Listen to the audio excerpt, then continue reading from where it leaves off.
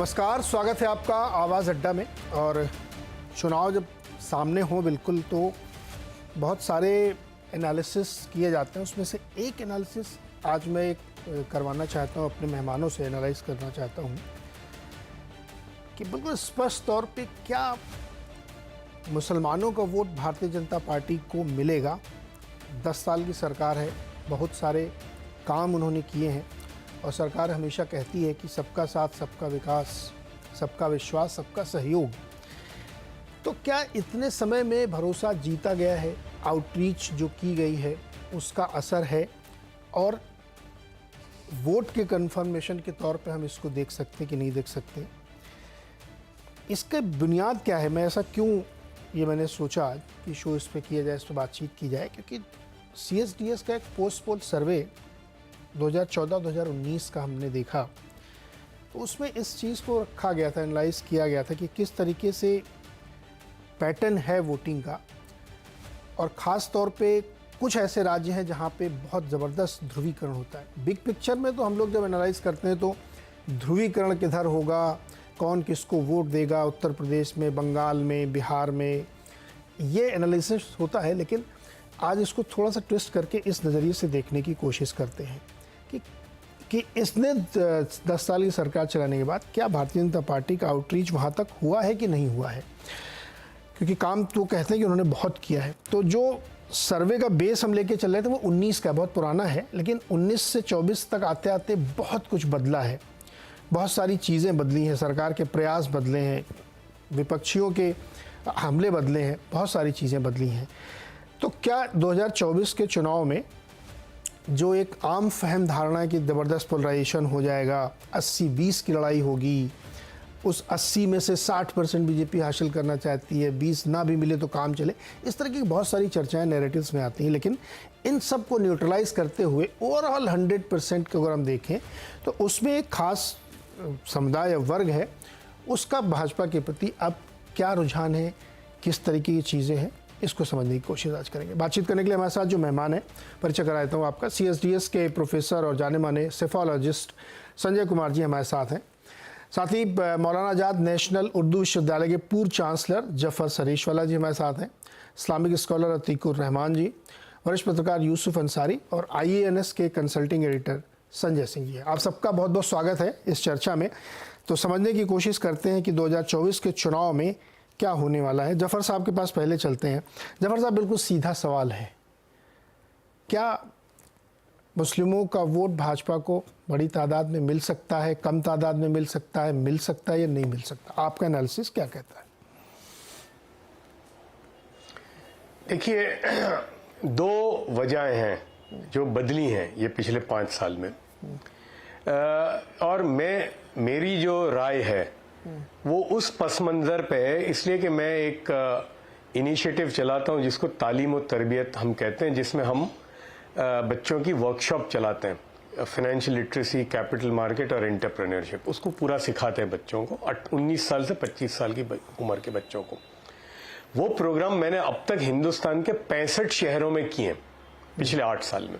ठीक है, अभी पिछले हफ्ते ही मैंने इलाहाबाद में था, तो इसलिए कि ये शहरों में जाना हुआ। यूपी के कम से कम हमने 13-14 शहरों में किए। हिंदुस्तान के अक्सर, एक्सेप्ट नॉर्थ ईस्ट के अक्सर हिस्से में जाना हुआ। और ऐसा नहीं 1, 2, 3 मरतबा जाना हुआ, इसलिए कि पहले माहौल बनाने के लिए लोगों को मिलना, फिर जाना, फिर प्रोग्राम के लिए। तो जो बातें सामने आती हैं वो मैं कह रहा हूं आपको। एक जो है, जो शिफ्ट होने की वजह होगी, एक वो जो सो कॉल्ड सेक्युलर पार्टियां हैं हमारे मुल्क में, यानी यूपी को देख लीजिए फॉर एग्जांपल। अभी मैं जब इलाहाबाद में था तो यही बात मुसलमानों की सामने से आ रही थी, और यही आप इसको चश्मा कर सकते हैं बिहार में भी और दूसरे शहरों, दूसरे स्टेट में भी। तो लोगों ने मुझे कहा, क्योंकि उस वक्त ये राज्यसभा का इलेक्शन में इन्होंने दिए थे कैंडिडेट, और पूरे मुल्क के अंदर तेलंगाना में भी और कर्नाटक में भी और सारी जगहों पर।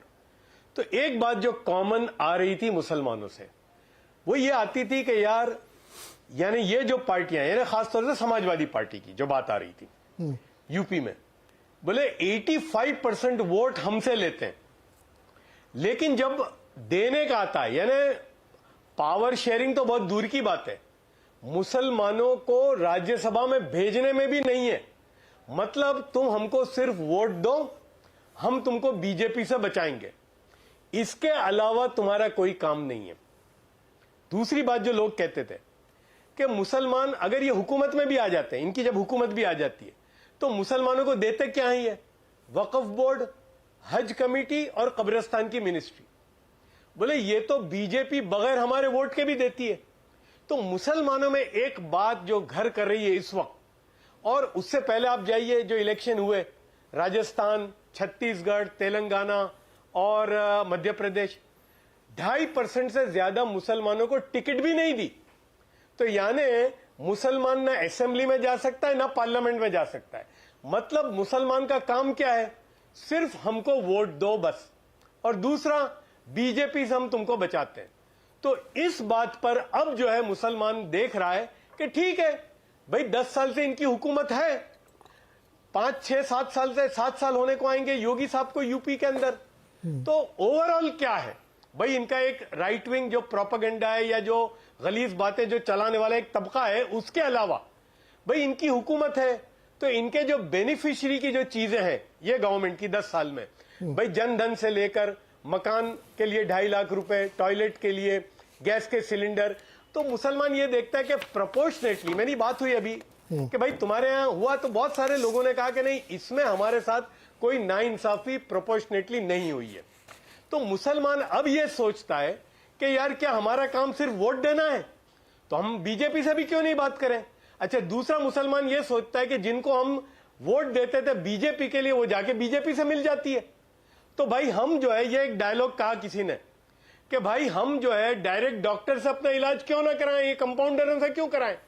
आरएलडी फॉर एग्जांपल, भाई वोट हमारे लिए लेकिन मिल गई जाके बीजेपी से, तो वाया क्यों दें, डायरेक्ट ही क्यों नहीं दें। तो ये सारी बातें अब मुसलमानों के दिमाग में आ रही हैं, और मुझे ऐसा लगता है कि बीजेपी को पहले जितने वोट नहीं मिले उससे ज्यादा इस बार के चुनाव में शायद मिल सकते हैं। ओके जफर भाई, एक सवाल और, क्योंकि आप कार्यक्रम करते हैं तो ये औपचारिक तौर पे होता है, तो एक तरीका ये होता है कि जब हम लोग भी कॉन्फ्रेंस से कहीं तो बड़ी पॉलिश्ड वे में बात कर लेते हैं। एक ये होता है कि नहीं, हमारा वाकई मन बदल रहा था। आपकी रीडिंग क्या है? देखिए, मैं आपको एक एग्जांपल देता हूं। हमने पिछले साल लास्ट ईयर दिसंबर में, 22 की दिसंबर में हमने तालीम और तरबियत का प्रोग्राम अयोध्या में किया, प्रॉपर अयोध्या शहर में किया। अच्छा, जब राम मंदिर बन रहा था, मतलब फुल फ्लेज राम मंदिर का काम चल रहा था, वहां पर मैंने एक मौलाना को भी बुलाया था गेस्ट ऑफ ऑनर, और हनुमानगढ़ी के मान साहब को भी बुलाया था। वो मान साहब ने, आप मानेंगे नहीं, स्टेज पे एक बात कही उन्होंने कहा कि हम अयोध्या का, इसलिए कि 1200-1300 बच्चे थे, हमने अवध यूनिवर्सिटी का जो ऑडिटोरियम था उसमें ये प्रोग्राम किया था। उन्होंने ये कहा कि हम अयोध्या वासी जफर सरेशवाला का जितना शुक्रिया अदा करें कम है, इसलिए कि जो ये अयोध्या आया है पहले, या तो उसने बाबरी मस्जिद, राम मंदिर की बात की है, हिंदू मुसलमान किया है, ये पहला आदमी है जो हमारे बच्चों को फाइनेंस, शेयर बाजार और कारोबार कैसे करना है ये सिखा रहा है। और मुझे लगा ही नहीं, मैं 2 दिन रहा उस वक्त, उससे पहले भी गया था प्रोग्राम करने के लिए। तो एक है उनकी पार्टी के लोग जो बोलते हैं अपनी जगह पर, वो बोलते रहते हैं, उसको मैं यूं समझता हूं कि वो उनकी दुकान है, वहां से उनको वोट मिलते हैं। लेकिन जब ये हुकूमत में बैठते, इसलिए कि ये प्रोग्राम के अंदर मुझे योगी साहब की गवर्नमेंट की तरफ से जबरदस्त सपोर्ट मिला। उनके डिस्ट्रिक्ट मजिस्ट्रेट जो है वहां के आए और उन्होंने कहा कि, और बल्कि जो यूनिवर्सिटी वाले जो थे उन्होंने कहा कि भाई आप ये प्रोग्राम कर रहे हैं, हम बहुत आपका सराहना करते हैं। उन्होंने चार्जेस वेव कर दिए, जो हॉल के ऑडिटोरियम के जो चार्जेस थे वो वेव कर दिए। होटल में मेरा एक हिंदू की होटल थी, उसने कहा नहीं भाई हम आपसे पैसे नहीं ले सकते। तो देखिए, ऑन ग्राउंड ऐसा नहीं है। तो मैं समझता हूं कि अब मुसलमानों को भी डायरेक्टली बीजेपी से बात करनी चाहिए, अपने मसलों को उनके सामने रखने चाहिए कि भाई ये हमारा मसला, इस पे आप क्या कहते हैं। तो मैं समझता हूं कि ये रास्ता होना चाहिए। जी, अतीकुर रहमान जी, हम लोग चर्चा ये कर रहे हैं, आप विषय तो आपको मालूम ही है, क्या मुसलमानों के बीच में अब ये धारणा हो रही, जो भी जफर साहब कह रहे थे, कि बदलाव हो रहा है ग्राउंड लेवल पे, और जो एक अविश्वास, एक दूरी थी भाजपा के प्रति लेकर के, वो अब खत्म हो रही है, और ये वोट में भी कन्वर्ट होगी, क्योंकि सारी स्कीम, सारे फायदे, कहीं तो कोई भेदभाव होता नहीं है कि ये स्कीम इनके लिए, वो स्कीम इनके लिए। कुछ हो सकते हैं कुछ एलिमेंट्स जहाँ पे ये चीज़ें दिखने को मिलती हो, लेकिन एक्चुअल में फैक्चुअली ऐसा नहीं दिखता। तो आपकी अपना ओपिनियन क्या बनता है कि क्या मुसलमानों का वोट भी मोदी जी की तरफ, भारतीय जनता पार्टी की तरफ जाएगा इस बार? देखिए नीरज जी, ये जो चर्चा हम कर रहे हैं, इसमें सवाल ये पूछा जा रहा है क्या मुसलमान मोदी जी को वोट देंगे या बीजेपी को वोट देंगे। मैं इसको थोड़ा सा अलग तरीके से देखना चाहूंगा। क्या बीजेपी चाहती है कि मुसलमान उनको वोट दे? सबसे पहली बात तो ये है, आप कैसे चाहोगे एक कम्युनिटी आपको वोट दे जब आपको आज तक के ना कोई एमएलए बनाया मुसलमान, ना कोई एमपी बनाया मुसलमान। आपने अलीगढ़ मुस्लिम यूनिवर्सिटी के माइनॉरिटी स्टेटस को चैलेंज कर रखा है सुप्रीम कोर्ट के अंदर। योगी जी, जिनकी तारीफें अभी की जा रही थी, उन्होंने सत्ता में आते ही कमेलों के ऊपर ताला लगा के ये कहा कि देखिए हम मुसलमानों के कितने हमदर्द हैं कि सारे कमेलों को ताला लगा के अलीगढ़ की ताला इंडस्ट्री को हमने बढ़ावा दिया। हम उस सरकार की बात कर रहे हैं जिसके आरएसएस एजेंडा में मुसलमानों को, माइनॉरिटीज को, क्रिश्चियंस को, मुसलमानों को इक्वल सिटीजनशिप देने से इनकार किया जाता है। यहां पर सीए फॉलोड बाय एनआरसी ला के मुसलमानों की बुनियादी सिटीजनशिप रद्द करने की धमकी दी जाती है। क्या आप उस कम्युनिटी से वोट लेना चाहेंगे? देखिए, पोलराइजेशन का जो फैक्टर है नीरज जी, जो पिछले 10 सालों में बीजेपी ने एज अ पार्टी और आरएसएस ने एज एन ऑर्गेनाइजेशन जो पोलराइजेशन कर रखा है हमारी सोसाइटी के अंदर, उससे साफ जाहिर है कि polarisation is equal to eliminating the Muslim vote. ये एलिमिनेशन मुस्लिम वोट का बीजेपी ने खुद किया है, जानबूझकर किया है। मुसलमानों के हर मुद्दे को उठाकर उनको डेमोनाइज करके, उनके कॉन्स्टिट्यूशनल राइट्स को रौंद के, आप मुझे बताइए कि कौन सा कॉन्स्टिट्यूशनल राइट उनका खत्म कर दिया गया? यस, मैं उसी पर आ रहा हूं कि कैसे एक कम्युनिटी के, आपने देखिए एएमयू का जो माइनॉरिटी स्टेटस है उसको साइड में रखिए। यहां पर एक कम्युनिटी जिसको आप सुबह शाम चैनल्स के ऊपर, मेन स्ट्रीम मीडिया के ऊपर डेमोनाइज होते हुए देखते हैं, चाहे वो ट्रिपल तलाक का मसला हो, चाहे वो यूसीसी को लेकर कोई मसला हो, चाहे कोई भी मुस्लिम इश्यू हो, जाकिर नाइक के नाम पर, मौलाना साद के नाम पर, कोविड के वक्त पर किस तरह से बीजेपी के स्पोक्स पर्सन ने मुस्लिम कम्युनिटी को, कुरान को, इस्लाम को डेमोनाइज किया। क्या ये हकीकत नहीं है? और वो तमाम तबलीगी जमात के लोग कोर्ट से बरी हुए, तमाम वो लोग जो अरेस्ट होते हैं उनको मेन स्ट्रीम मीडिया डेमोनाइज करती है, लेकिन जब बरी हो जाते हैं कोर्ट से, उसके ऊपर कोई डिबेट नहीं होती है। जी, जातिकुर भाई रुकिए एक मिनट जरा। जफर जी, आपने जो कुछ भी कहा वो उसके एकदम 180 डिग्री अलग बात कह रहे हैं अतीकुर रहमान। नहीं, देखिए, मैं वो अतीकुर रहमान साहब जो बोल रहे हैं वो अपनी जगह पर है। अब वो रही बात मुसलमानों को टिकट देने की, मैं आपको गुजरात की बात करता हूं। मैं तो गुजरात से ताल्लुक रखता हूं। वो कहते हैं ना, कांग्रेस पार्टी जिसको सालों से 85% मुसलमान वोट देते हैं, ठीक है, आपको पता है 1989 से कांग्रेस पार्टी ने किसी मुसलमान को टिकट नहीं दी लोकसभा के लिए। गुजरात में जहां पर किसी जमाने में 16 से 17 या 18 मुसलमान आते थे, एमएलए बनते थे, और कम से कम 19 से 20 मुसलमानों को टिकट मिलती थी, वो कांग्रेस पार्टी ने घटाकर अभी पिछला जो इलेक्शन हुआ 2022 में 2 कर दी। तो बीजेपी भी नहीं देती, कांग्रेस पार्टी भी नहीं देती, वो 1 भी नहीं देते, ये 2 देते हैं।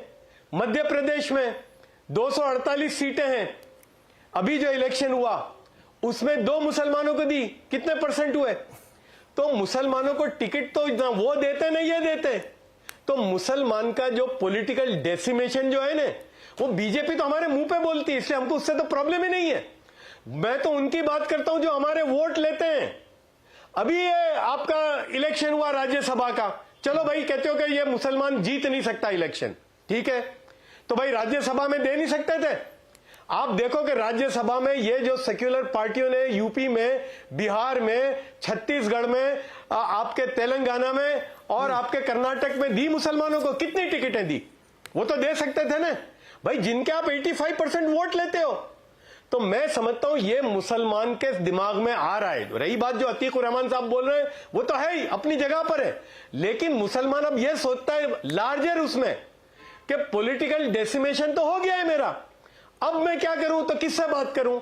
अब जो हुकूमत अगर है भाई, अगर ये दोबारा आएगी, अगर बीजेपी की हुकूमत, तो मुसलमान ये सोचता है कि भाई चलती गाड़ी में बैठूं मैं, जो गाड़ी पहुंचने वाली है। तो ये एक डायलॉग की बात चल रही है कि ये सोचने की वाली बात मुसलमानों के दिमाग में आ रही है जी, ये मैं कह रहा हूं। अतीक उर रहमान, दो चीजें जोड़ देता हूं मैं, चूंकि इसको बहुत ज्यादा पॉलिटिकल नहीं करना चाहता आज इस डिबेट को, वरना फिर मैं ही काउंटर करने लगूंगा। जैसे अभी 3 राज्यसभा के चुनाव लड़ाए समाजवादी पार्टी ने, सलीम शेरवानी उसी से गुस्सा होकर चले गए, है ना, उन्होंने किसको दिया आपने देखा ही होगा, पीडीए करते हैं, 2 कायस्थों को लड़ाया और एक पिछले से, और उनके विचारों की एक की तो सीट ही पता नहीं फंसी, निकलेगी नहीं निकलेगी, वॉटेवर। तो जो बात जफर करे वो फैक्चुअल तो वही है ना सर, कौन सा कांग्रेस बहुत खुले दिल से टिकट बांट रही है, तो वो एक नैरेटिव आप लोग बनाने को। दूसरा एक फैक्चुअली बात मैं आपसे डिसएग्री करूंगा, उस पर बहुत डिटेल में नहीं जाऊंगा, लेकिन मैं 1 घंटा डिबेट कर सकता हूं कि CA-NRC जो आपने कहा ना वो मुसलमानों को प्रताड़ित करने के लिए, बिल्कुल गलत सर, फैक्ट गलत मत रखिए प्लीज। हाँ जफर, अतीक उर साहब छोटा सा कमेंट, फिर दूसरे मेहमान के पास चलता है जी। CAA की बात ही मैं कह दूं, CAA no problem, CAA followed by NRC is a problem. I have made myself clear, CAA is not a problem. आप लाइए, आप जितने प्रताड़ित लोग हैं सबको लाइए, मुसलमानों को सबको आप बे ऑफ बंगाल में फेंक दीजिए, मुझे कोई प्रॉब्लम नहीं है। मुझे प्रॉब्लम है with in India CAA followed by NRC। नहीं अच्छा, देखिए जफर साहब जो बात कर रहे हैं, नीरज जी, जफर साहब जो बात कर रहे हैं वो इलेक्ट्रल पॉलिटिक्स की बात है। मैं यहां पर बात कर रहा हूं कि आप कैसे एक्सपेक्ट कर सकते हो कि इलेक्ट्रली एक कम्युनिटी आपको समर्थन करेगी, जब आपको सुबह शाम आप उस कम्युनिटी को ना सिर्फ डेमोनाइज करोगे, बल्कि आपके बीजेपी के स्पोक्स पर्सन ये कहते हैं कि Muslims are not a minority in India, they are the second largest majority.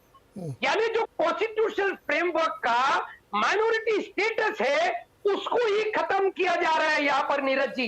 अब आप कैसे एक्सपेक्ट करते हैं कि ये इलेक्ट्रली आप बात करें या आप मॉरली बात करें? एक कम्युनिटी को आपने सिरे से नकार दिया CAA फॉलोड बाय NRC करके। नहीं तो नहीं अतीक उर रहमान, अब रुकिए, यहाँ पे दूसरे मेरे पास चलेंगे। CAA followed by NRC is not against मुस्लिम।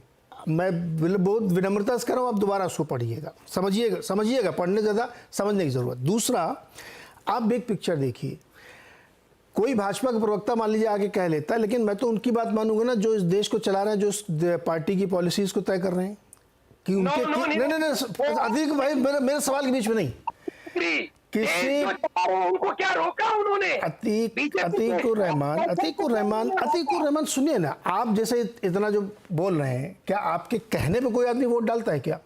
कि प्रवक्ता ने आगे बोल दिया इसलिए पॉलिसी चेंज हो गई वहां पे। मैं वही तो कह रहा हूं कि जो पॉलिसीज है उसमें कोई डिस्क्रिमिनेशन मुझे दिखे, या ग्राउंड पे कोई ऐसी चीज कर दी गई हो कि नहीं ये अलग कर दिया गया है, इसलिए उसको समझने की जरूरत है। मैं आप लोगों के पास आऊंगा तो 2 मेहमान और उनको जोड़ लेता हूं। संजय जी, एक तो ये अभी 2 हमारे पास 2 विद्वान बैठे हुए हैं, दोनों के अपने अपने तर्क और नैरेटिव्स हैं।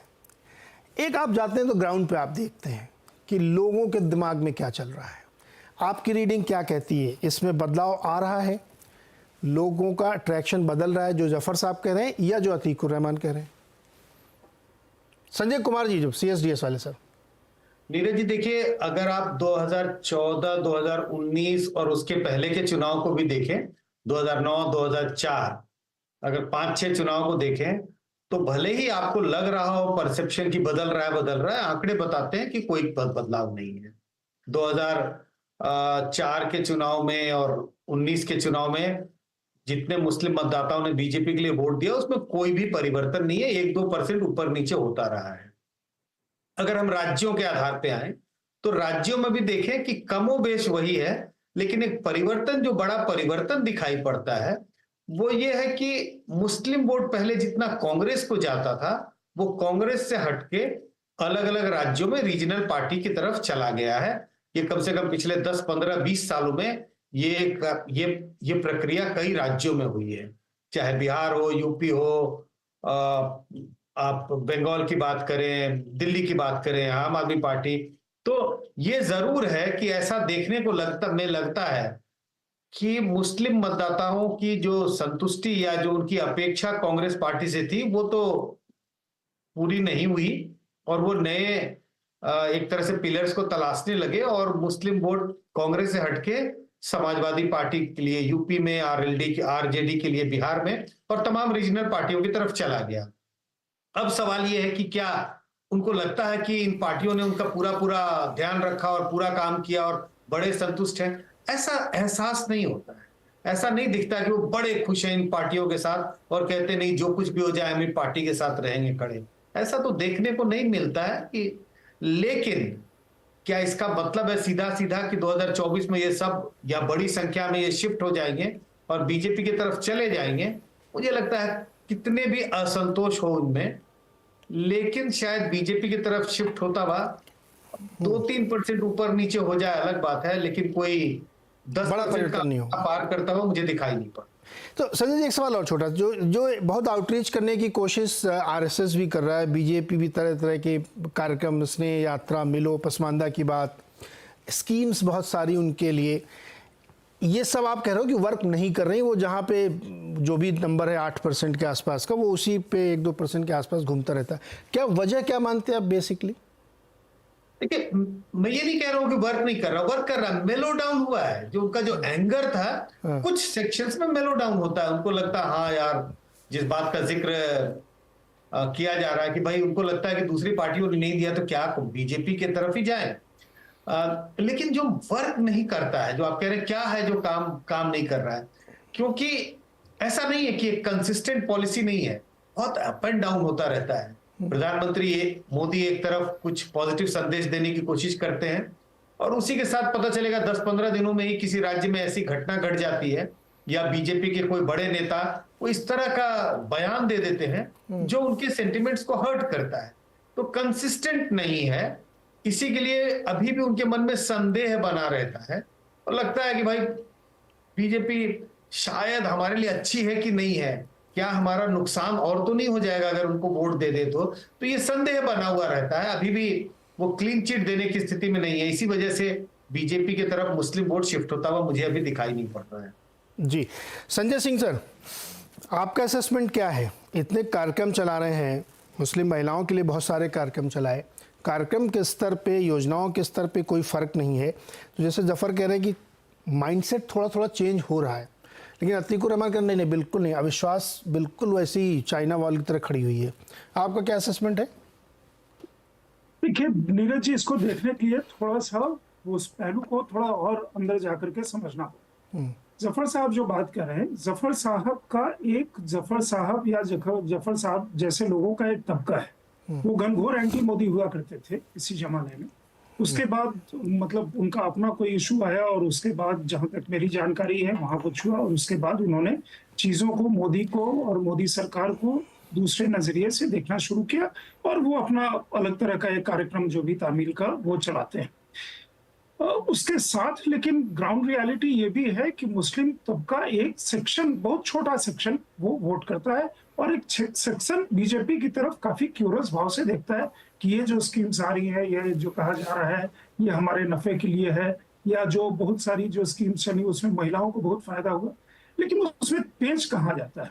पेंच वहां आता है जैसे अतीकुर रहमान साहब जो, और मतलब वैसे बहुत सारे विद्वान अन्य लोग जो कहते हैं, शुरुआत यहीं से, क्या बीजेपी हमारा वोट चाहती है? सीएए जो है वो विनाशकारी है, मतलब वो साथ में बाद में करेक्शन में उन्होंने एनआरसी जोड़ा, आपने करेक्ट नहीं किया था, तो अभी भी वही भ्रांति चल रही है कि सीए आएगा आपकी नागरिकता छिन जाएगी, मुस्लिम तो बी क्लास सिटीजन हो गया। मैं कहता हूं मुस्लिम ए क्लास सिटीजन है इस देश में, संविधान के माध्यम से भी, अदरवाइज से भी। जितनी सुविधाएं मुस्लिम्स को इस देश में हैं, उतनी सुविधाएं हिंदूज को नहीं है इस देश में। तो ए क्लास सिटीजन कौन है और बी क्लास सिटीजन कौन है, इसका डेफिनेशन बड़ा ही मुश्किल है। दूसरा चीज, हर चीज पे आप विक्टिमहुड क्लेम करने लगेंगे और बीजेपी की तरफ एक कंसिस्टेंट और कांस्टेंट फियर मॉन्गरिंग है। आप एक तरफ कुछ और वॉइसेस सुनेंगे, दूसरी तरफ आप बहुत सारी वैसी वॉइसेस सुनेंगे जो एकदम एक्सट्रीम बात करता है मोदी, योगी, अमित शाह के लिए या भाजपा के लिए। वो जब तक वो जो उनके नेता हैं, तथाकथित नेता हैं या जो स्कॉलर्स हैं, वो अगर चीजों के बारे में इस तरह से भ्रांति फैलाएंगे, क्या क्या मतलब अभी तो इसी धर्म कुछ समय पहले वो हुआ था ना, जिस समय तक देश भर में धरना प्रदर्शन, शाहीन बाग जहां हम लोग बैठे हुए वहां हुआ था, कोई सच्ची बात कही गई थी क्या उसमें? आप उसी चीज को लेकर के बीजेपी का प्रवक्ता आकर के दूसरा सबसे बड़ी आबादी कह दी जाती। चलिए, उन्होंने जो कहा वो उनका मत है, लेकिन मुझे बताइए, माइनॉरिटी के नाम पे क्या आप पर्सियन की बात करते हैं, क्या आप बुद्धिस्ट की बात करते हैं, क्या आप किसी और कम्युनिटी की बात करते हैं? नहीं करते।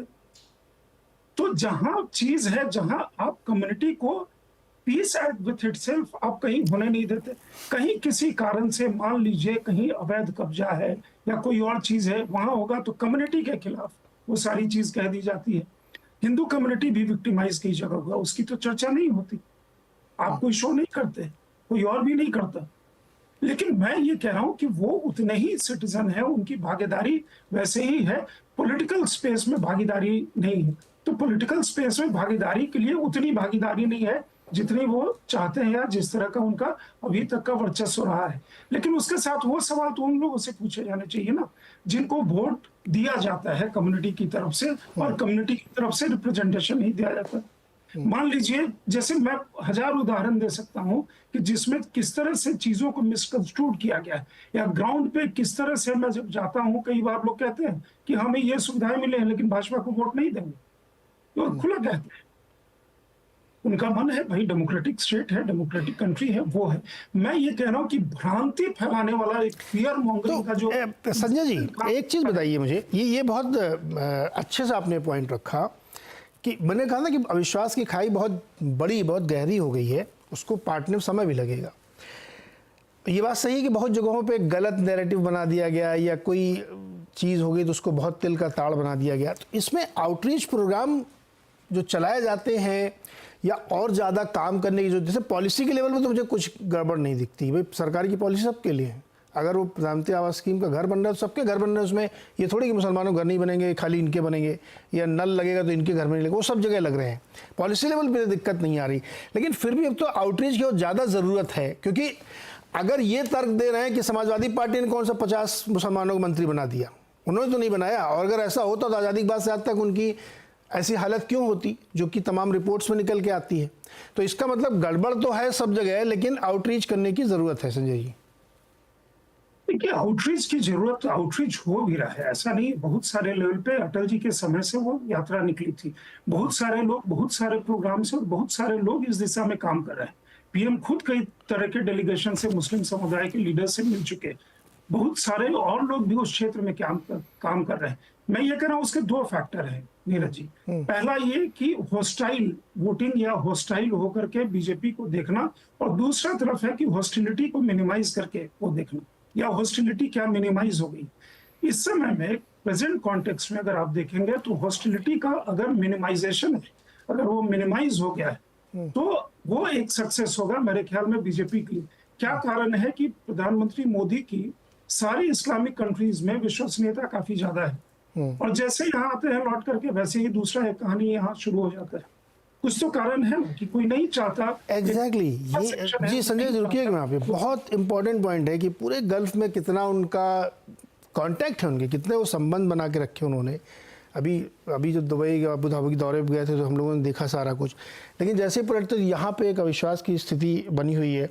यूसुफ अंसारी भी हमारे साथ जो गए, उनका व्यू लेते फिर आप लोगों के पास आते हैं दोबारा से। यूसुफ अंसारी, क्या ये जो भारतीय जनता पार्टी के प्रति, मैं एकदम सीधा स्ट्रेट क्वेश्चन हमारा ये था कि वोट कन्वर्जन बढ़ेगा कि नहीं बढ़ेगा मुसलमानों का, इतने प्रयास वो कर रहे हैं या स्कीम उन्होंने किया है या नहीं। जैसे संजय जी ने कहा कि डेटा तो कहता है कि वैसे ही सब कुछ मामला, कुछ खास बदलाव नहीं है। जो जिन आउटरीच प्रोग्राम्स की बात हो रही है, अभी संजय जी को मैं सुन रहा था, उन्होंने काफी बात कही और हम भी अखबारों में पढ़ते रहते, बीजेपी के नेताओं से बातचीत भी होती रहती है। तो वो आउटरीच प्रोग्राम बेसिकली हवा में है, कोई जमीन पे तो है नहीं। जिस तरह दूसरी पॉलिटिकल पार्टी सम्मेलन करती है उस तरह से मुसलमानों के बीच बीजेपी भी करती है। और ये एक मुसलमानों का वोट लेना भी बीजेपी चाहती है या नहीं चाहती है, ये एक सबसे बड़ा सवाल अभी किसी ने उठाया था। मुझे लगता है कि ये एक दिखाने के लिए एक एक्सरसाइज है जिसका रियलिटी से कोई ताल्लुक नहीं है। मुसलमानों के बीच जो आउटरीच प्रोग्राम है वो आज से बीजेपी नहीं कर रही है। हम तो पिछले जब से दिल्ली में जर्नलिज्म शुरू किया था 96-97 से, तब से हम देख रहे थे। शाहनवाज हुसैन बीजेपी युवा मोर्चा के जनरल सेक्रेटरी हुआ करते थे, उमा भारती उस वक्त प्रेसिडेंट थी युवा मोर्चा की। तब शाहनवाज हुसैन ने 96-97 में देश भर में सम्मेलन शुरू किए थे जिसमें वो गोहत्या के खिलाफ प्रस्ताव पारित किया करते थे। उसका क्या फायदा हुआ, या जो मुसलमानों के रियल इश्यूज हैं उन पर बीजेपी कहां कोई पॉजिटिव स्टेप लेती हुई दिख रही है। पॉलिटिकल रिप्रेजेंटेशन की बात सबसे बड़ी आती है कि भाई किसी भी सोसाइटी को पॉलिटिकल रिप्रेजेंटेशन क्यों मिलना चाहिए। तो जिस वजह से महिलाओं को मिलना चाहिए, जिस वजह से दलितों को मिलना चाहिए, जिस वजह से पिछड़ों को मिलना चाहिए, उस वजह से मुसलमानों को भी मिलना चाहिए, लेकिन वो नहीं हो रहा है। वहां बीजेपी जीरो साबित होती है। जब ये कह रहा है कि साहब मुसलमानों को विधानसभा या लोकसभा में आने की जरूरत नहीं है, उनके साथ इंसाफ होता रहे और उनको सरकारी योजनाओं में हिस्सा मिलता रहे, और इंसाफ उनकी आवाज लोकसभा विधानसभा में नहीं जाए, यह कौन सी पॉलिसी है। मतलब बीजेपी जिस तरह से अपना वोट का सोशल दायरा बढ़ाने की कोशिश करती है, उसमें उसकी डबल पॉलिसी है कि अपने कोर हिंदू वोटर को खुश करने के लिए बीजेपी मुसलमानों के खिलाफ जो विषमवन हो सकता है वो करती है। उनको निशाना पहुंचाने वाली बात हो, चाहे वो मस्जिदों को लेकर के मसला हो या कोई और मसला हो। लेकिन यूसुफ, ये जो बाकी पार्टियां हैं जिनको जैसे अभी एनालाइज हो रहा था कि रीजनल पार्टी की तरफ शिफ्ट हो गए मुसलमान, कांग्रेस छोड़ के, सपा के, टीएमसी, जो भी पार्टीज हैं अलग अलग, उन्होंने कौन सा बहुत पॉलिटिकल रिप्रेजेंटेशन दिया। अभी जफर जी ने वो डिटेल में डेटा भी दिया था कि 248 सीटों में 2 सीट खाली लड़ने निकली थी, तो वहाँ कौन सा बड़ा रिप्रेजेंटेशन मिल गया, अगर रिप्रेजेंटेशन की बात है तो। नहीं, रिप्रेजेंटेशन तो सिर्फ एक मसला है ना। दूसरी बात यह है कि जैसे अभी बीजेपी की तरफ से ये काफी प्रचारित किया जाता है कि भाई हमने पहले यूपी में मोहसिन रजा को मंत्री बनाया था, वो शिया क्लास यानी अपर क्लास तबके से आते थे। इस बार दानिश अंसारी को बना दिया, वो ओबीसी से आते हैं, मुसलमान ओबीसी से आते हैं। तो ओबीसी से तो समाजवादी पार्टी की सरकार में अहमद हसन भी रहे हैं। और लेकिन बात क्या है कि जितनी पॉलिटिकल, जो आपने रिप्रेजेंटेशन की बात कही है, देखिए आबादी के अनुपात में तो मुसलमानों को पॉलिटिकल रिप्रेजेंटेशन कोई पार्टी नहीं देती है।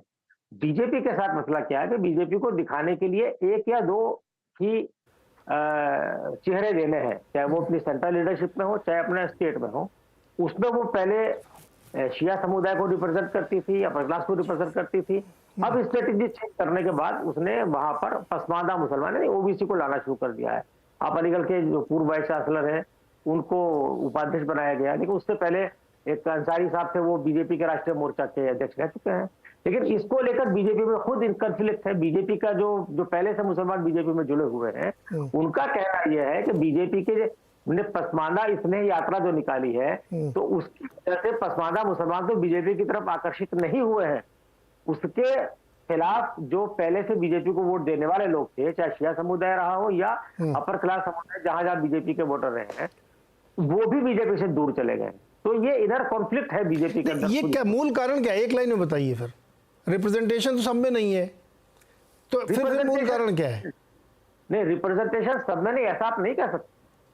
जो आप मुझे बताइए, लोकसभा में बीजेपी के 303 नहीं, बीजेपी में तो है ही नहीं। मैं तो कह रहा हूँ वो तो नहीं दे रहे, मान लीजिए। तो कांग्रेस ने कौन सा दे दिया, समाजवादी पार्टी ने कौन सा बहुत दे दिया? कांग्रेस ने दिया है रिप्रेजेंटेशन मुसलमानों को, अच्छा खासा रिप्रेजेंटेशन दिया है इस देश में। कश्मीर के अलावा तो फिर उनको छोड़ के क्यों चले गए सब? समाजवादी पार्टी में क्यों चले गए, टीएमसी में क्यों चले गए? नीरज भाई सुन तो लीजिए, आप सुनते नहीं है आप। अच्छा, आपको ही सुन रहे हैं इतनी देर से, बताइए। नहीं, आजादी के बाद कश्मीर के अलावा देश के 6 राज्यों में कभी ना कभी कुछ ना कुछ समय के लिए मुस्लिम मुख्यमंत्री बने हैं। उनमें से 2 को छोड़ के सब तो कांग्रेस ने दिए है भाई। राजस्थान में बरकतुल्ला खान, महाराष्ट्र में AR अंतुले, असम में अनवरा तैमूर, है ना। नहीं तो यूसुफ फिर सवाल तो यही है ना कि अगर कांग्रेस ने सुने ना मेरी बात, सुनिए, आपके पास पॉइंट टेकन कि कांग्रेस ने दिया, इसी में मेरा सवाल है कि अगर उन्होंने इतना रिप्रेजेंटेशन दिया तो उनको छोड़ के फिर मुसलमान समाजवादी पार्टी, तृणमूल कांग्रेस, राष्ट्रीय जनता दल क्यों चले गए वहां पे? देखिए, भारत में लोकतंत्र है, लोकतंत्र जो है वो जड़ नहीं होता है, वो चलित होता है, जिस वजह से तमाम आप मेरी बातें नहीं सुन रहे हैं। मैं सुन ही रहा हूं आपकी बात में, चलित में कोई लॉजिक होगा ना। अच्छा ये बताइए कि हिंदू समाज ने क्यों कांग्रेस को छोड़ दिया? नहीं, अरे उनकी बात नहीं हो रही आज, मैं आपकी बात मान रहा हूं। आप कह रहे हैं डेमोक्रेसी वाइब्रेंट होती है, तो वो वाइब्रेशन क्यों उधर गया? बाबरी मस्जिद में मूर्ति रखवाई कांग्रेस के जमाने में रखी गई, ताला कांग्रेस के जमाने में खोला, गिगरी कांग्रेस के जमाने में, उसके बावजूद हिंदू समाज ने कांग्रेस को क्यों छोड़ दिया? सर मैं बताऊंगा फिर क्यों छोड़ दिया, लेकिन आप पहले मुझे ये बताओ ना, कांग्रेस ने जितना इतना दिया उसको भी छोड़ दिया। पॉलिटिकल डायनामिक्स में आप किसी एक पर्टिकुलर कम्युनिटी को अलग थलग करके नहीं देख सकते हैं। देश का मिजाज है, जब देश में कांग्रेस के खिलाफ माहौल बना तो उस कांग्रेस के खिलाफ बने माहौल में मुसलमान भी उसके साथ था, चाहे वो 77 रहा हो, चाहे वो 89 रहा हो, और जब कांग्रेस के फेवर में बना तो मुसलमान भी उसके साथ गया। मुसलमानों को देश के मुख्य धारा से अलग करके देखना ही एक तरह से गलत है। मुस्लिम वोटों के बारे में ये भ्रम है कि सब मुसलमान वोट एकजुट पड़ता है, एक पर पड़ता है। संजय जी बैठे हुए CSDS से और सर्वे करते हैं, उनको पता है, पूछ लेते हैं। अगर एक तरफा मुस्लिम वोट सब जगह पड़ा करता तो सिर्फ एक पार्टी जीती, कोई मुस्लिम कयादत वाली पार्टी। अरे मैं पूछ लेता हूँ संजय कुमार जी, सर CSDS वाले सर, ये क्या जो बात जो यूसुफ कह रहे हैं कि नहीं एक तरफा नहीं पड़ता है, ऐसा डेटा में आता है क्या कि वो छितरा के पड़ता सब? नहीं, नेचर ऑफ कंटेस्ट पे डिपेंड करता है। अगर कोई ऐसी विधानसभा या लोकसभा क्षेत्र है, यूपी में कैसे पड़ता है सर? हाँ, यूपी में मुसलमानों का वोट किधर पड़ता है? नहीं, देखिए, हम अगर एक माइक्रो और मैक्रो लेवल की बात है, मैक्रो लेवल की बात करें भाई, पूरे यूपी की अगर हम चर्चा करेंगे तो हमें बताना पड़ेगा, हमें कहना पड़ेगा कि हाँ भाई, पूरे यूपी में किस तरफ का झुकाव है, और बहुत साफ है। समाजवादी पार्टी को तमाम चुनावों में 65 से 70% मुस्लिम वोट मिलता रहा है। 2022 का ऐसा चुनाव था जब वो टिल्ट बहुत बढ़ गया था और तकरीबन 85-86% मुस्लिम ने समाजवादी पार्टी को वोट दिया। लेकिन अब इसका यह मतलब नहीं कि सारे के सारे मुसलमान समाजवादी पार्टी को वोट दे रहे हैं। 8-10% कांग्रेस को भी देते रहे पिछले 4-5 चुनाव में, और तकरीबन 12 से 18-20% बीएसपी को भी जाता है। तो ये बटा हुआ वोट है। अगर इसको इस लिहाज से देखेंगे तो कहेंगे मुस्लिम वोट बटा हुआ है, लेकिन फिर भी हमें ये देखना पड़ेगा कि टिल्ट किधर है।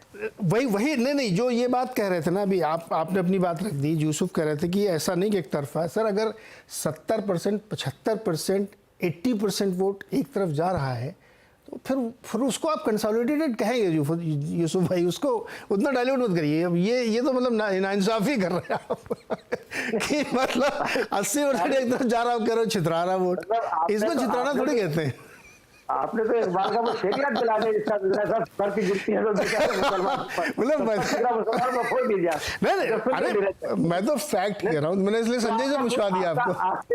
आपका मूल सवाल था कि क्या बीजेपी की जो एक्सरसाइज है उससे बीजेपी की, हाँ मैं सवाल यही था, मैं बताता हूँ। देखिए एक लाइन सर, एक लाइन और अभी नहीं आएगा, ज्यादा नहीं आएगा, लेकिन ये सच है कि बीजेपी की तरफ मुसलमानों के एक तबके का झुकाव बढ़ा है और बढ़ रहा है। ये प्रैक्टिकल बात है, इसमें कोई लाग लपेट नहीं है जी।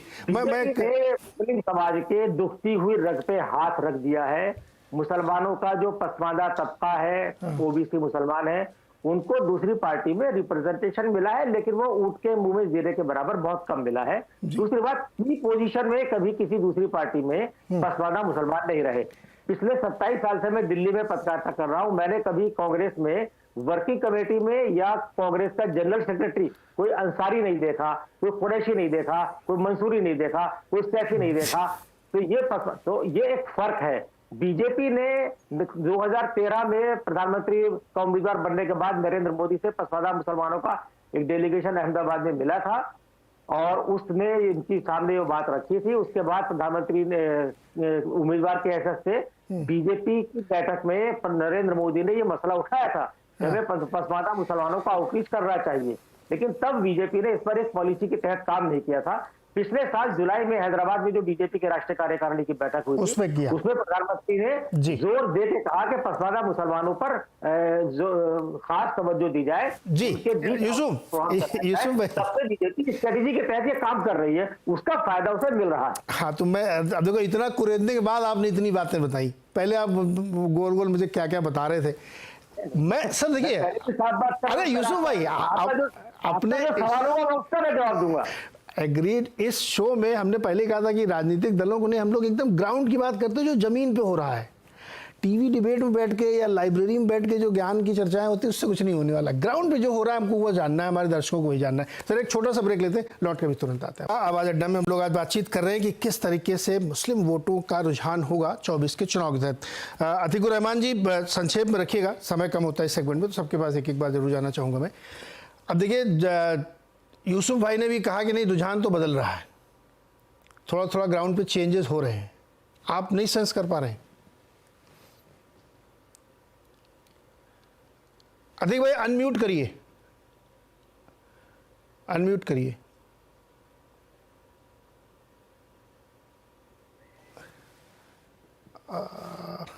बंद हो गया उनका। अच्छा पहले तब तक जब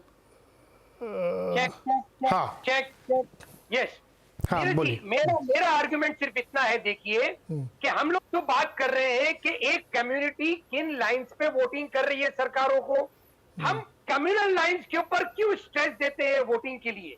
2014 में क्योंकि मुसलमानों को कांग्रेस पार्टी को सजा देनी थी, उन्होंने एक ऑल्टरनेटिव चुना, बीजेपी से अच्छी उम्मीदें रखी। अपनी आप बीजेपी ने अपने पैरों पर कुल्हाड़ी मारी कि उन्होंने कम्युनल एजेंडा को आगे बढ़ाते हुए मुस्लिम पॉलिटिक्स के साथ में इस तरह से नाइंसाफी की। यहाँ पर सवाल ये है, देश जो चल रहा है वो कम्युनल लाइंस पे देश चल रहा है, या आप चाहते हैं कि देश की तरक्की हो जहां पर तमाम समाज के लोग, कम्युनिटीज के लोग सरकार के साथ में रहे। यहाँ पर झूठ बोला गया कि 4% मुस्लिम कोटा जो है वो रिलीजन के बेस के ऊपर है, रिलीजन के बेस के ऊपर नहीं था। वो कॉन्स्टिट्यूशन कहता है reservation should not be only underlining word है on grounds of religion. Amit Shah ji ने झूठ कहा देश से कि 4% मुस्लिम कोटा जो कर्नाटका का वो खत्म कर रहे हैं, वो रिलीजन बेस कोटा था। नो, इस झूठ से हमको परेशानी है, इस कम्युनल पॉलिटिक्स से हमको परेशानी है नीरज जी। हमको वो सरकार चाहिए जो देश को अच्छी तरह चलाए, संविधान को बरकरार रखे। मुसलमानों के साथ अच्छा बुरा हम केयर नहीं करते हैं, देश के साथ अच्छा बुरा क्या हो रहा है। यहाँ पर I don't want Muslims to vote on communal line. नहीं करिए आप कम्युनल लाइंस पे वोट, अच्छी सरकारें चुन के लाइए, ये अल्टीमेट मैसेज होना चाहिए नीरज जी। जफर भाई, कई चीजें आपने सुनी। हाँ बोलिए। मेरा जो मानना है, मेरा तो मानना यह है कि भाई जो हुकूमत हो उसके साथ अपनी बात रखनी चाहिए। मैं 2 मिसालें देता हूं। जब ये कोविड के टाइम पे जो मौलाना साद की जो साथ जो हुआ था, जो तबलीग जमात, आपको पता है वो सारा किया किसने था? अरविंद केजरीवाल ने किया था। वो FIR वगैरह अरविंद केजरीवाल साहब ने फाइल की थी, सेंट्रल गवर्नमेंट ने नहीं की थी। और उस वक्त एक बहुत बड़ा तबका तबलीग जमात को बैंड करने की पूरी कोशिश में लगा हुआ था। उस वक्त, जो मैं आज भी कह रहा हूं, पहले भी कहता था, हमेशा कहता हूं कि अपनी बात गवर्नमेंट के सामने रखनी चाहिए, और उसमें मैं मानता हूं कि बीजेपी सुनती है। उस वक्त एक वफ्द गया हाईएस्ट लेवल पर, और उन्होंने तबलीग जमात का पूरी हिस्ट्री बताई 70 साल की, कि वो क्या है क्या नहीं है सारा। और उस वक्त गवर्नमेंट ने एक डिसीजन लिया कि ये बिल्कुल गलत है।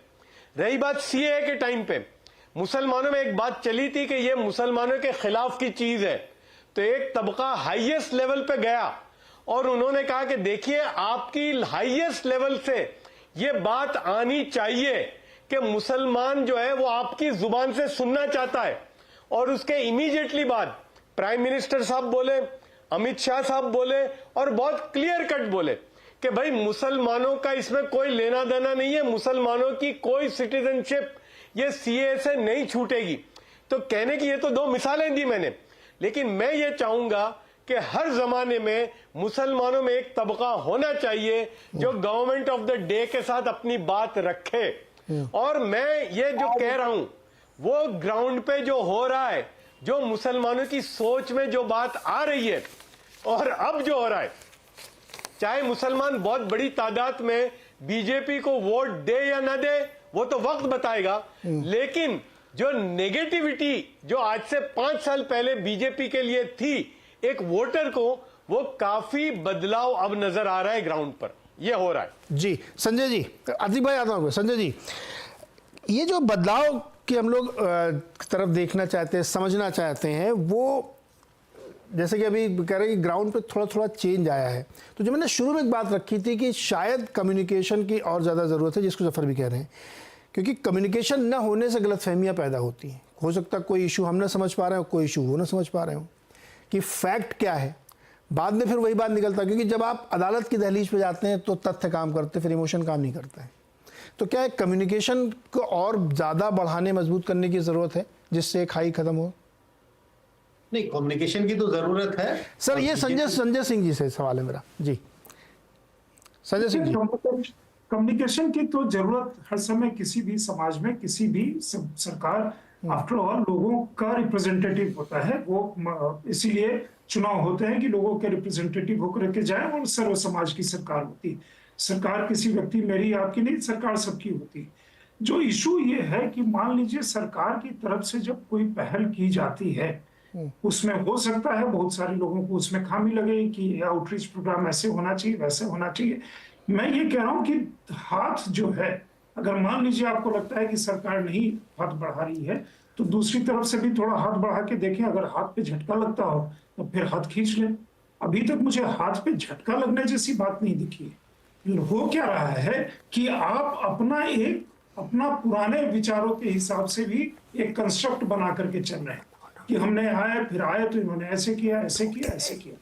ये एक विचारधारा है बीजेपी, उसमें कोई दो राय नहीं है, वो विचारधारा है, और उस विचारधारा को वो खुल करके सामने रखते हैं। आपको पता है कि इस विचारधारा के साथ ये अपना सरकार चला रहे हैं। सरकार चलाने में क्या वो चीजें आ रही हैं? आपके तक जो चीजें पहुंचनी चाहिए, क्या वो उसमें आ रही हैं? ये एमयू को माइनॉरिटी स्टेटस मिल रहा है कि नहीं मिल रहा है, ये सुप्रीम कोर्ट के अंदर वो मसला है, और इस पे देश का जो बहुत ओपिनियन काफी डिवाइडेड है। एक दूसरा पक्ष काफी स्ट्रांगली सोचता है कि क्यों होना चाहिए भाई एमयू को वो माइनॉरिटी स्टेटस, लेकिन वो मसला कोर्ट में है, तो कोर्ट में डिसीजन हो जाएगा। अभी एक्टिवली कोर्ट में कंसीडर किया जा रहा है। एक समय में कोर्ट ने फैसला दिया था, फिर कुछ उस पर एग्जीक्यूटिव ऑर्डर हुआ था, अब फिर से मसला कोर्ट में है। तो मुझे लगता है कि ये जो चीजें हैं, कुछ चीजें गवर्नेंस वाली जो चीजों में अगर खामियां हैं वहां लेकर के पॉलिटिकल लड़ाई अगर है, तो मान लीजिए रिप्रेजेंटेटिव है तो दूसरा पक्ष भी पॉलिटिकल लड़ाई उनके साथ लड़ ही रहा है। दूसरा पक्ष भी एक विशेष को लेकर के बहुत सारे, इस समय की जो राजनीति हो रही है वो तो ये है ना कि कौन किसका वोट कंसोलिडेट कर रहा है। अब उस पे फर्दर आपके यहाँ डिबेट की जरूरत होगी, लेकिन कम्युनिकेशन। जी संजय कुमार सर, जो मैं सवाल आपसे पूछना चाहता था, आप लोग जब सर्वे करने आते हैं, आपसे कई बार चर्चा में हुआ कि बेरोजगारी है, महंगाई है। अभी आप जाके पूछे तो लोग कहेंगे दोनों है, लेकिन इसका सोल्यूशन भी करंट गवर्नमेंट ही देगी, इसलिए वोट उनको करेंगे। मैं पॉइंट जो आपके साथ समझना चाह रहा, जो पहले वाला सवाल था कि इस लेवल का कम्युनिकेशन अगर आप करिए पक्ष के साथ बैठ के, तब शायद बात बन सकती है। देखिए नीरज जी, मुझे नहीं लगता है कि बीजेपी में कम्युनिकेशन की कमी है। लेकिन सवाल यह है कि जब आप दूसरे समाज के मतदाताओं के साथ बहुत अच्छे से कम्युनिकेट कर पाते हैं, तो क्यों अगर आप चाहें तो मुस्लिम समुदाय के मतदाताओं के साथ कम्युनिकेट नहीं कर सकते? तो मुझे नहीं लगता कि सिर्फ कम्युनिकेशन एक प्रॉब्लम है, लेकिन जिस बात का जिक्र मैंने पहले किया, अनइवननेस है। कभी कभी लगता है कि हाँ, बीजेपी आउटरीच प्रोग्राम सचमुच सिंसियरली कर रही है, लेकिन ये सब जिसका जिक्र मैंने पहले किया, प्रधानमंत्री मोदी तमाम तरह की चीजों को के इनिशिएटिव लेते हैं, लेकिन अचानक 1 महीने के बाद आपको कोई ऐसी घटना दिखाई पड़ जाती है मुस्लिम समुदाय के लोगों के साथ, या कोई ऐसा बड़ा स्टेटमेंट आ जाता है, तो जो कुछ भी एक तरह से मरहम लगाया जा रहा था या कोशिश हो रही थी, वो फिर वो जो कहते हैं घाव हरा हो जाता है, और सस्पिशन बन जाता है कि भाई क्या भरोसा करे या ना करे। तो ये दुविधा बहुत लगता है मुझे बनी हुई है। जी यूसुफ भाई, छोटे में जवाब दीजिएगा। नहीं, जो संजय जी ने बात कही अभी, मैं उसको बढ़ाने की कोशिश करता हूँ। देखिए, कम्युनिकेशन की प्रॉब्लम नहीं है। प्रॉब्लम यह है कि आप विश्वास नहीं जता पा रहे हैं कि जो आप नारे दे रहे हैं वो नारे बाद में जुमला साबित हो जाता है। आपने नारा दिया सबका साथ सबका विकास, लेकिन क्या वो रियलिटी में उतरा? क्या सबका साथ तो मिल रहा है? क्या सबका विकास वाकई हो रहा है? मैं आपको बता देता हूं कि काजीकोट में एक राष्ट्रीय कार्यकारिणी की बैठक हुई थी बीजेपी की, मेरे ख्याल में 2016 जुलाई में या जून में हुई थी। वहां से प्रधानमंत्री ने दिया कि भाई मुसलमान जो है वो हमारे भाई हैं, इनके साथ भेदभाव नहीं होना चाहिए। और अगले दिन ही अखलाक का मर्डर किया गया बेदर्दी के साथ, गो मात के शक में दादरी में। क्या उस मामले में इंसाफ मिल पाया? या ऐसी बहुत सारी घटनाएं।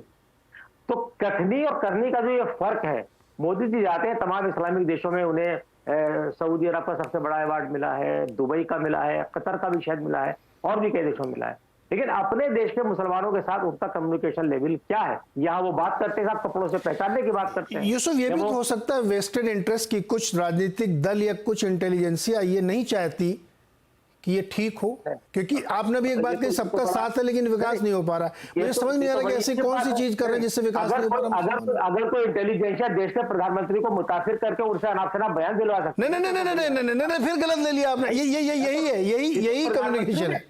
कुछ लोग नहीं चाहते होंगे कि ये गैप खत्म हो, क्योंकि सीएनआरसी की गलत व्याख्या कर देना, एक किसी घटना को लेकर के पूरे उसको पेंट कर देना, मैं ये कह रहा हूं। ठीक, मैं बताता हूं, बिल्कुल सही बात। ये तथ्यात्मक रूप से गलत बात है। रामलीला मैदान में सीएनआरसी पर जब सफाई देने के लिए प्रधानमंत्री नरेंद्र मोदी जी ने दिल्ली के रामलीला मैदान पे उन्होंने रैली की, समझाया, उन्होंने 3 उसके अंदर गलत बयानी की। पहले उन्होंने कहा देश में कहीं कोई डिटेंशन सेंटर नहीं है और सीएनआरसी पर सरकार में कहीं चर्चा नहीं हुई है। दोनों बातें गलत थी। उससे पहले सभी प्रदेशों के डीजीपी को, मुख्यमंत्रियों को केंद्रीय गृह मंत्रालय से चिट्ठियां जा चुकी थी कि साहब सब जगह डिटेंशन सेंटर बनाने हैं, उसका बजट ये होगा और ये उसका मैनुअल होगा।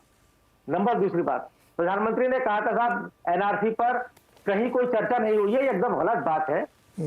राष्ट्रपति के अभिभाषण में साफ तौर पे कहा गया था कि मेरी सरकार देश में एनआरसी लागू करेगी, और राष्ट्रपति का अभिभाषण कैबिनेट की मंजूरी से होता है, कैबिनेट पास करती है, तब राष्ट्रपति अपना अभिभाषण पढ़ते हैं।